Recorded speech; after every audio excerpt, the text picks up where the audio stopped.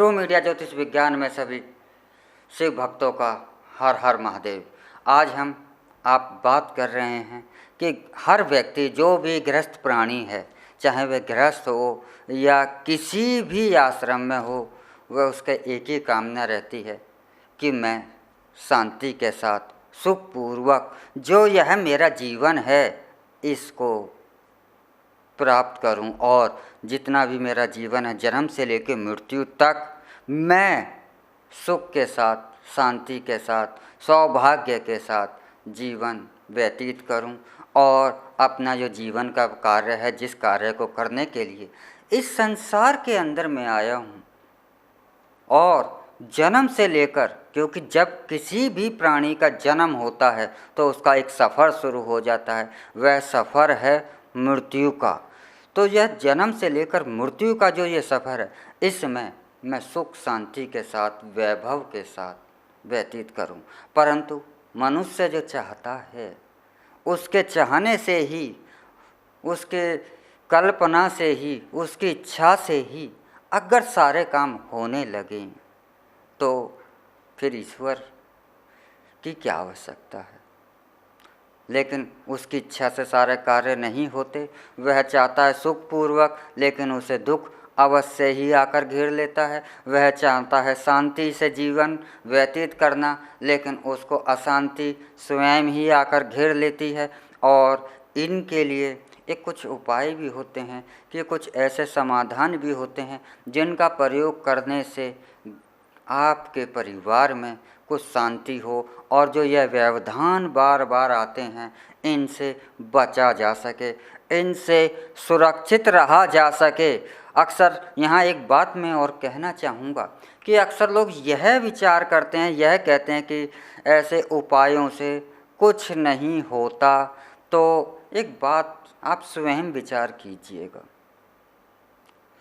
कि अवश्य नहीं है ऐसा कोई कार्य है कि आप अगर बीमार हैं, एक ही बीमारी के लिए आप एक ही डॉक्टर पर जाते हैं, तो क्या जिस डॉक्टर के पास 10 मरीज आ रहे हैं, इस बात की गारंटी है कि वह 10 के 10 मरीज ठीक हो जाएंगे?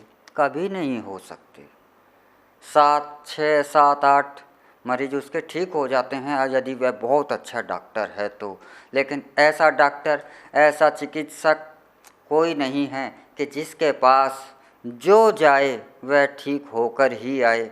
ऐसा तो सिर्फ एक ही डॉक्टर है, ऐसा एक ही चिकित्सक है, वह है परमपिता परमेश्वर। बाकी परमपिता परमेश्वर के अलावा 100% रिजल्ट कहीं नहीं देता। क्या पता आप उन 7 लोगों में से भाग्यशाली हों और कर्मों के अनुसार हमारे को फल प्रदान होते रहते हैं। लेकिन ये नहीं कि जो ये उपाय कर रहे हैं ये आपके बेकार जाते हैं, ऐसा नहीं है। लेकिन यह आपके उपाय हैं, आपको कुछ समाधान, कुछ शांति पूर्ण रूप से ना सही, थोड़े कम रूप से अवश्य ही देते हैं। जिस प्रकार से ज्योतिष क्या करता है, यह उपाय क्या करते हैं, अगर यह पूर्ण रूप से शांति नहीं देते तब भी आपके लिए एक कवच का कार्य कर जाते हैं। जैसे बारिश हो रही है, आपको जाना है, क्या आप बारिश को रोक सकते हैं? नहीं रोका जा सकता। क्यों? बारिश हमारे हाथ में रोकना नहीं है, और पर्सनल व्यक्ति के लिए तो नहीं है। लेकिन उसका उपाय है, उसका उपाय है छतरी। कुछ लोग छतरी पहनते हैं, कुछ प्लास्टिक का रेन कोट पहन लेते हैं, तो उससे बारिश से पूर्ण रूप से नहीं बचा जा सकता, लेकिन काफ़ी हद तक आपकी सुरक्षा हो जाती है। वह सफ़र तो आपको, वह बारिश का जो समय है निर्धारित है, वह तो आपको पूरा करना पड़ता है। लेकिन उस बारिश के मौसम में, उस बरसात के मौसम में आपका सफ़र जो है थोड़ी सी असुविधा के साथ वह समय पार हो जाता है, और आप ज़्यादा पूर्ण भीगने के बजाय कम भीगते हैं और आप सुरक्षित होकर के समय को, सीमा को पार कर लेते हैं। तो ऐसा ही एक उपाय आज हम बता रहे हैं कि हर गृहस्थ की एक कामना रहती है कि मेरे घर के अंदर खुशहाली, सौभाग्य रहे। मेरे परिवार के जो भी सदस्य हैं, जो भी प्राणी हैं मेरे परिवार के, उनके मन में एक हर्षोल्लास, खुशी, प्रसन्नता उनके मन में सदैव रहे। तो ऐसी प्रसन्नता के लिए, सौभाग्य के लिए अगर घर के अंदर चांदी का मोर अगर आप रखते हैं तो आपके घर का वातावरण जो है प्रसन्नता से भरा हुआ हो जाता है। क्योंकि चांदी जो है चंद्रमा का प्रतिनिधित्व करती है। यह शीतलता प्रदान करती है। जहाँ शीतलता होती है वहीं पर शांति होती है, और जहाँ गर्माहट होती है वहाँ पर क्रोध होता है। क्रोध जो है आपको स्वयं भी जलाता है और आपके सदस्य परिवार के हैं उन्हें भी प्रताड़ित करता है। लेकिन वहीं शांति जो होती है, शीतलता जो होती है, वह आपको भी शीतल करती है, आपको भी प्रसन्न करती है और परिवार के सदस्यों को भी प्रसन्न करती है। और चंद्रमा जो होता है मन का कारक होता है, और जब मन आपका सुखी है, मन में प्रसन्नता है, मन में खुशहाली है, मन के अंदर उमंग है, तभी तो आप कुछ करने के योग्य हैं। तभी तो यह जीवन, यह संसार आपको सुंदर दिखता है, जभी तो यह आपको संसार प्यारा लगता है।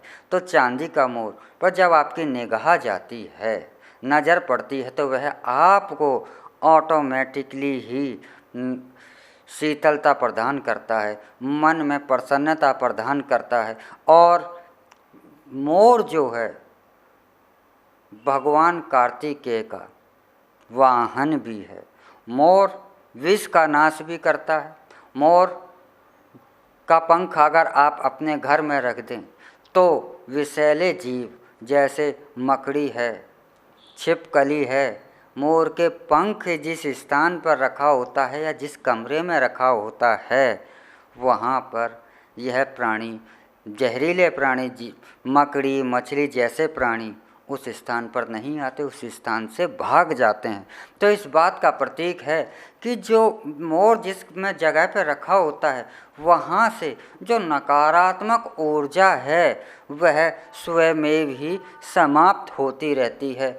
और जब नकारात्मक ऊर्जा समाप्त होती है तो आपके मन में प्रसन्नता आ जाती है। इसीलिए यह माना जाता है, यह शास्त्रियों का, यह धर्म विद्वानों का और हमारे ज्योतिष का एक मत है कि घर के अंदर यदि चांदी का मोर रखा जाता है, और ऐसे स्थान पर चांदी का मोर रखा जाना चाहिए। इसको रखने के लिए सर्वश्रेष्ठ स्थान तो ईशान कोण होता है, परंतु आप इसे ऐसे स्थान पर रखें कि इस पर आपकी निगाह ज़्यादा से ज़्यादा पड़े, तो यह आपके मन में सौभाग्य, प्रसन्नता, खुशी आपके मन में पैदा करने लगता है और घर के अंदर सुख और वैभव की बढ़ोतरी होने लगती है।